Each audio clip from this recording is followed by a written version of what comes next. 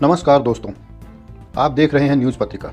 चलिए जानते हैं देश विदेश की आज की बड़ी खबरें। लेकिन वीडियो को शुरू करने से पहले कमेंट करके बताएं कि आप हमें किस जिले से देख रहे हैं। वीडियो को लाइक और चैनल को सब्सक्राइब जरूर करें। तो चलिए शुरू करते हैं आज की बड़ी सुर्खियों के साथ। उत्तर प्रदेश विधानसभा में कैबिनेट मंत्री संजय निषाद ने विपक्ष को फूलन देवी का हत्यारा बताया। बयान पर जमकर हंगामा मचा और स्पीकर सतीश महाना को माइक बंद कराने तक की नौबत आ गई। गंभीर तीखी बहस हुई और संचालन बाधित हो गया। राहुल गांधी ने पुणे की अदालत में कहा कि उनकी जान को खतरा है। यह खतरा उन्होंने वीर सावरकर मानहानि केस में शिकायतकर्ता सत्यकी सावरकर को नाथूराम गोडसे के वंशज बताए जाने पर जताया। उन्होंने अदालत से प्रिवेंटिव प्रोटेक्शन यानी पहले से सुरक्षा देने की मांग की ताकि उन्हें व्यक्तिगत रूप से उपस्थित होने में सुरक्षित महसूस हो सके और सुनवाई निष्पक्ष हो सके। अदालत ने इस याचिका पर ध्यान देते हुए अगली सुनवाई की तारीख 10 सितंबर 2025 निर्धारित की। भाजपा नेता अनुराग ठाकुर और अमित मालवीय ने आरोप लगाया कि सोनिया गांधी का नाम 1980 में मतदाता सूची में शामिल किया गया था, जबकि वे भारतीय नागरिक 1983 में बनी थी। इसे वे भारी चुनावी गड़बड़ी मानते हैं। नाम पहले 1980 में, फिर हटाकर 1982 में हटाया गया और 1983 में दोबारा जोड़ा गया था। हालांकि उस समय नागरिकता मिलने की अंतिम तिथि पहले ही पार हो चुकी थी। मूक बधिर युवती से गैंगरेप का आरोप। घटना जिलाधिकारी और पुलिस अधीक्षक के आवास के करीब घटी। सीसीटीवी फुटेज में युवती भागती हुई नजर आई, जिससे मामले का पता चला। पुलिस कार्रवाई में मुठभेड़ के बाद 2 आरोपियों को पकड़ा गया। दोनों को पैर में गोली लगी। इलाज के लिए अस्पताल में भर्ती कराया गया है। गोरखपुर में चंद्रशेखर ने कहा, मैं यहाँ अपमान की टोकरी लेकर आया था। उसी अपमान ने मुझे लड़ना सिखाया। अब मैं गुलामी की बेड़ियां काटने आया हूँ। वाराणसी के रामनगर थाना क्षेत्र के मछरहट्टा इलाके में 10 साल के बेटे सूरज शर्मा की हत्या का मामला सामने आया। सूरज सोमवार से ही लापता था।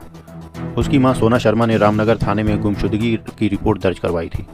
पुलिस की पूछताछ में पाया गया कि सोना का प्रेमी फैजान था और सूरज ने उन्हें आपत्तिजनक हालत में देख लिया था, जिससे वह एक बाधा बन गया। उसे रास्ते से हटाने के लिए दोनों ने मिलकर वारदात को अंजाम दिया। अमेरिका ने ऑपरेशन सिंदूर के दौरान पाकिस्तान के F-16 जेट्स के कथित नुकसान पर चुप्पी साध ली है और कहा है कि इस विषय पर जानकारी के लिए पाकिस्तान सरकार से बात करें। भारत का दावा है कि उसने एक F-16 हैंगर में तोड़फोड़ की, लेकिन अमेरिका कोई पुष्टिकरण देने से इनकार कर रहा है। उत्तर प्रदेश के फतेहपुर में एक मकबरे को लेकर विवाद खड़ा हुआ, जिसे कुछ लोगों ने मंदिर बताकर पूजा अर्चना की कोशिश की।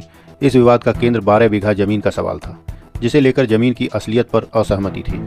भाजपा के जिला अध्यक्ष मुखलाल पाल ने स्थानीय हिंदू संगठनों की भीड़ को एक जगह एकत्रित कराया, जिससे हालात भयावह हो गए। लोगों का कहना है कि 5 दिन पहले सब शांत था, यानी हालात अचानक भयावह बने, जो पहले तो बिल्कुल सामान्य और शांतिपूर्ण थे। कानपुर चकेरी थाना क्षेत्र में स्थित मैरी जीजस स्कूल, जिसका संबंध केसीए चेयरमैन संजय कपूर से है, बुधवार सुबह एक बुजुर्ग सुरक्षा गार्ड की सिर काटकर अलग रखी हुई लाश मिली। बॉडी चारपाई पर, जबकि सिर जमीन पर था। कमरे से तेज बदबू आ रही थी। सुप्रीम कोर्ट ने SC/ST आरक्षण में क्रीमी लेयर लागू करने की याचिका स्वीकार की। सुनवाई 10 अक्टूबर को होगी। केंद्र ने पहले कहा था कि इसे लागू नहीं किया जाएगा। राहुल गांधी ने बिहार के उन मतदाताओं के साथ चाय पी जिन्हें चुनाव आयोग की सूची में मृत दिखाया गया था। उन्होंने वीडियो साझा करते हुए कहा कि जीवन में कई दिलचस्प अनुभव हुए, लेकिन कभी मृत लोगों के साथ चाय पीने का मौका नहीं मिला। इस अनोखे अनुभव के लिए धन्यवाद चुनाव आयोग। इन मतदाताओं ने बताया कि वे SIR स्पेशल इंटेंसिव रिवीजन प्रक्रिया के दौरान जानकर मृत घोषित कर दिए गए, जबकि वे जिंदा हैं। बतौर उदाहरण, एक पंचायत में करीब 50 ऐसे लोग हैं। ये आरोप बिहार विधानसभा चुनाव से पहले जारी SIR प्रक्रिया की विश्वसनीयता पर सवाल खड़े कर रहे हैं।